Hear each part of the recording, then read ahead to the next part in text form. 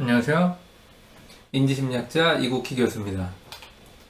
오늘은 인간개발지수에 대해서 살펴볼게요. 인간의 역량과 가능성에 주목하는 지수입니다. 세계인의 객관적인 삶의 질, quality of life를 보여줄 수 있는 어떤 지표가 있을까요? 완벽하다고는 할 수는 없지만 현존하는 지표들 중에서는 그래도 좀 괜찮은 지표가 하나 있어요. 그게 바로 오늘의 주제 HDI라는 약자로 불리는 Human Development Index, 인간개발지수입니다. 인간개발지수의 핵심은요, 인간의 역량이에요.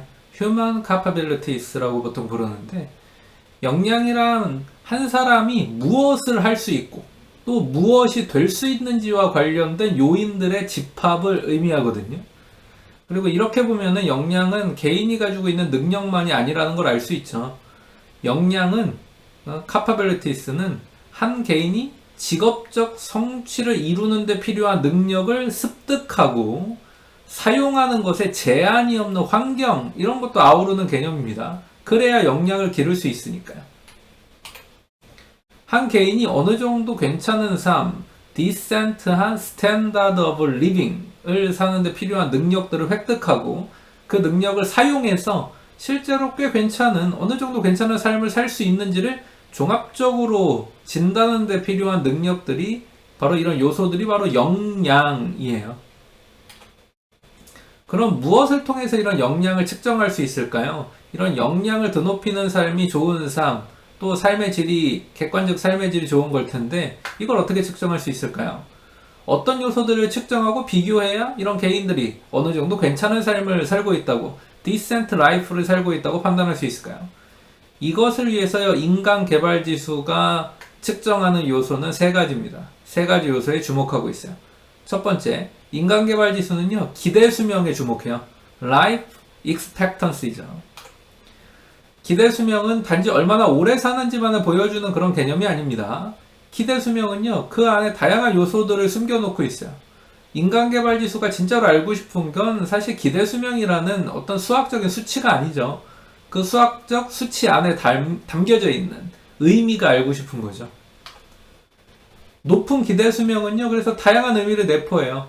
먼저 한 국가 국민들의 높은 기대수명은요, 그 나라의 보건의료 시스템 수준을 보여줍니다.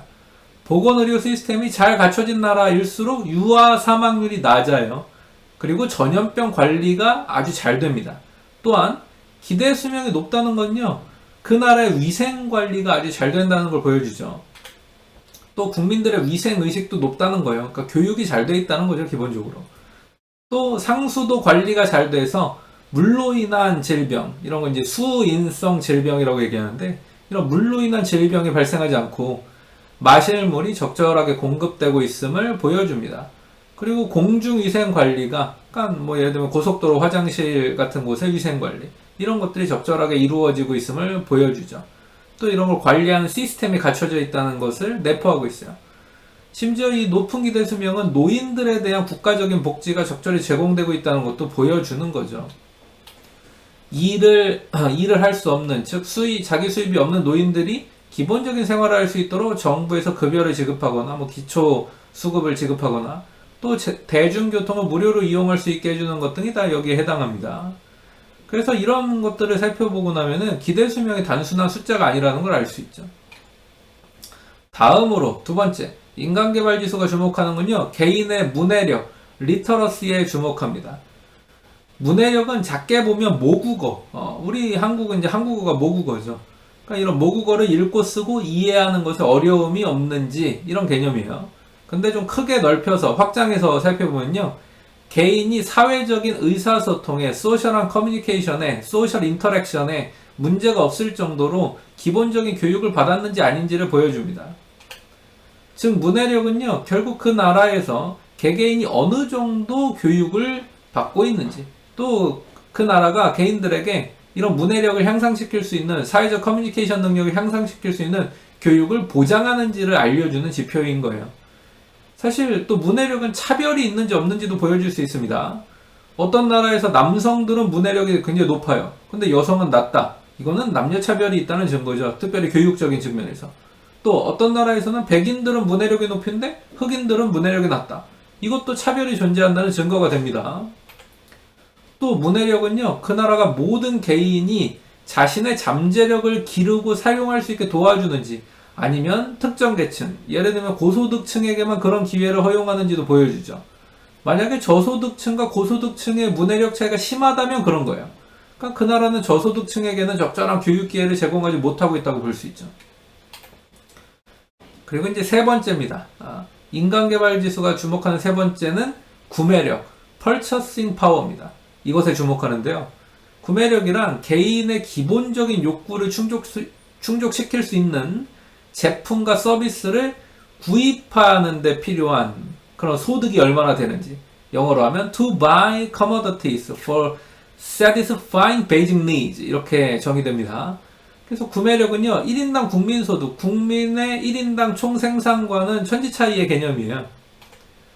어떤 개인이 월급을 250만원 이렇게 받았다고 해봅시다. 그런데 이 사람이 자동차를 구매하느라 대출을 받아가지고 매달 고정적으로 이자가 20만원씩 나가요. 또 집도 월세라서 매달 50만원씩 고정적으로 지출되는 돈이 있습니다. 또 교통비와 통신비 매달 30만원씩 나가요. 또 생활 필수품, 뭐 휴지, 쌀 이런 것들 구매하는데 20만원씩 또 고정적인 지출이 나갑니다. 또 빨래, 세제 이런 것도 사야 되고, 또한 부모님이 소득이 없으셔서 자기가 버는 월급에서 50만원씩을 부모님께 매달 또 드리고 있어요, 용돈을. 이렇게 보면 이 사람의 매달 고정 지출이 170만원이나 됩니다. 그리고 진짜 자기 자신을 위해서 쓸 수 있는 돈, 이런 걸 이제 가능처분 소득에서 가처분 소득이라고도 얘기하는데, 이런 구매력, 이런 자기 자신을 위해서 진짜로 쓸 수 있는 돈, 내 자신의 개발을 위해서, 내 삶의 의미와 가치를 위해서 쓸 수 있는 돈은 80만원 밖에 남지 않아요. 근데 어느 날 어느 달은 좀 아플 수도 있죠. 또 부모님이 아프셔가지고 어머니 병원비로 예정이 없던 10만원이 나간다. 그러면 그 달에는 심지어 이제 자기 자신을 위해서 쓸 수 있는 이런 가처분 소득, 펄처싱 파워, 구매력이 70만원에 불과해지는 거예요. 그리고 이 사람의 구매력은 이 70만원인 겁니다. 월급은 300만원이지만 구매력은 70만원에 불과해요.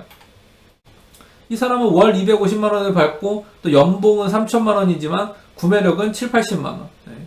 연봉으로 하면은 이제 7, 80만원으로 계산하면 800만원에서 900만원밖에 안 되는 거죠. 그러니까 1000만원도 안 되는 연봉과 다름없어요. 그러니까 인간 개발 지수의 측면으로 봤을 때 이렇게 실질적인 구매력, 가처분 소득이 낮은 삶은 좋은 삶이 아니죠. 인간 개발 지수는요, 인간의 삶을 쉽게 숫자로 표현하려고 하지 않고, 그래, 이렇게 숫자 안에 의미를 담아보려는 노력을 보여줘요. 저는 이걸 아주 큰 가치라고 생각합니다. 현존하는, 그래서 이 인간의 역량을 측정하는, 삶의 질을 측정하는 이 지표들 중에서는 제일 괜찮은 것 같아요. 그리고 이것은 사실 우리 모두가 해야 될 일이죠. 내 삶을 돈으로 쉽게 보려고 하는 것, 이거는 좋지 않은 거잖아요. 이건 물질주의적인 성향인데 우리를 또 행복하지 않게 만드는 성향이죠. 그리고 다른 사람들의 삶도 돈으로 쉽게 돈이라는 숫자로 쉽게 표현하는 거, 이거는 이제 조금 지양해야 되지 않을까 싶습니다. 어떤 숫자에 의미를 담고 우리 삶에 의미를 담아서 보아야 되지 않을까, 아주 좀 더 어렵게 고민하고 또 고민하면서 개개인의 삶의 질을 바라보아야 되지 않을까, 인간개발 지수를 보면서 이런 질문을 한번 던져봅니다. 네, 오늘 여기까지 하고요. 지금까지 인지심리학자 이국희 교수였습니다. 감사합니다.